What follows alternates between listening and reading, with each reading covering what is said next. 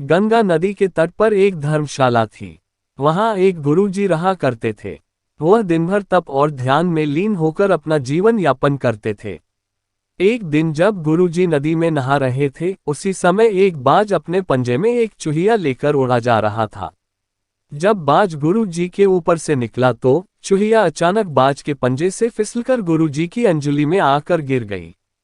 गुरुजी ने सोचा कि अगर उन्होंने चूहिया को ऐसे ही छोड़ दिया तो बाज उसे खा जाएगा। इसलिए उन्होंने चूहिया को अकेला नहीं छोड़ा और उसे पास के बरगद के पेड़ के नीचे रख दिया और खुद को शुद्ध करने के लिए फिर से नहाने के लिए नदी में चले गए। नहाने के बाद गुरुजी ने अपनी शक्तियों का इस्तेमाल करके चूहिया को एक छोटी लड़की में बदल दिया और अपने साथ आश्रम ले गए। गुरुजी ने आश्रम पहुंचकर सारी बात अपनी पत्नी को बताए और कहा कि हमारी कोई संतान नहीं है, इसलिए इसे ईश्वर का वरदान समझकर स्वीकार करो और इसका अच्छे से लालन पालन करो। फिर उस लड़की ने स्वयं गुरुजी की देखरेख में धर्मशाला में पढ़ना लिखना शुरू कर दिया। लड़की पढ़ने में बहुत होशियार थी। यह देखकर गुरुजी और उनकी पत्नी को अपनी बेट पर बहुत गर्व होता था। एक दिन गुरुजी को उनकी पत्नी ने बताया कि उनकी लड़की विवाह योग्य हो गई है। तब गुरुजी ने कहा कि यह विशेष बच्ची एक विशेष पति की हकदार है। अगली सुबह अपनी शक्तियों का उपयोग करते हुए गुरुजी ने सूर्य देव की प्रार्थना की और पूछा, हे सूर्य देव, क्या आप मेरी बेटी के साथ विवाह करेंगे? यह सुनकर लड़की बाली, पिताजी सूर्य देव पूरी दुनिया को रोशन करते हैं, लेकिन वह असहनीय रूप से गर्म और उग्र स्वभाव के हैं। मैं उनसे शादी नहीं कर सकती। कृपया मेरे लिए एक बेहतर पति की तलाश करें। गुरुजी ने आश्चर्य से पूछा, सूर्य देव से बेहतर कौन हो सकता है? इस पर सूर्य देव ने सलाह दी, आप बादलों के राजा से बात कर सकते हैं। वह मुझसे बेहतर है क्योंकि वह मुझे और मेरे प्रकाश को ढक सकते हैं। इसके बाद गुरुजी ने अपनी शक्तियों का उपयोग करते हुए बादलों के राजा को बुलाया और कहा, कृपया मेरी बेटी को स्वीकार करें। मैं चाहता हूं कि अगर बेटी की स्वीकृति हो तो आप उससे शादी करें। इस पर बेटी ने कहा, पिताजी बादलों का राजा काला, गीला और बहुत ठंडा होता है। मैं उससे शादी नहीं करना चाहती। कृपया मेरे लिए एक बेहतर पति की तलाश करें।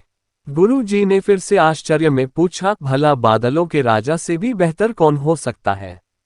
बादलों के राजा ने सलाह दी, गुरुजी आप हवाओं के भगवान वायुदेव से बात करें। वह मुझसे बेहतर हैं क्योंकि वह मुझे कहीं भी उड़ा कर ले जा सकते हैं। इसके बाद गुरुजी ने फिर से अपनी शक्तियों का उपयोग करते हुए वायुदेव को बुलाया और कहा, कृपया मेरी बेटी के साथ विवाह स्वीकार करें। अगर वह आपको चुनती है तो। लेकिन बेटी ने वायुदेव से भी विवाह करने से इनकार कर दिया और कहा, पिताजी वायुदेव बहुत तेज हैं। वह अपनी दिशा बदलते रहते हैं। मैं उनसे शादी नहीं कर सकती। कृपया मेरे लिए एक बेहतर पति की तलाश करें।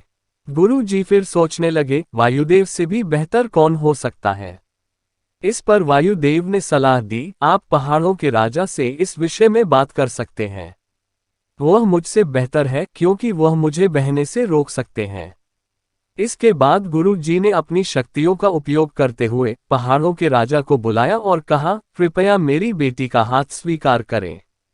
मैं चाहता हूं कि अगर वह आपको पसंद करती है तो आप उससे शादी करें। फिर बेटी ने कहा, पिता पहाड़ों के राज बहुत कठोर हैं। वह अचल हैं। मैं उससे शादी नहीं करना चाहती। कृपया मेरे लिए एक बेहतर पति की तलाश करें। गुरुजी ने सोचा, पहाड़ों के राज से भी बेहतर कौन हो सकता है? पहाड़ों के राजा ने सलाह दी, गुरुजी आप चूहे के राजा से बात करके देखिए। वह मुझसे बेहतर है क्योंकि वह मुझ में छेद कर सकता है।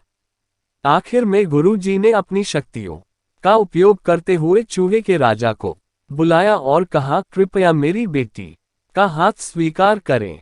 मैं चाहता हूं कि आप उससे शादी करें अगर वह आपसे शादी करना चाहे।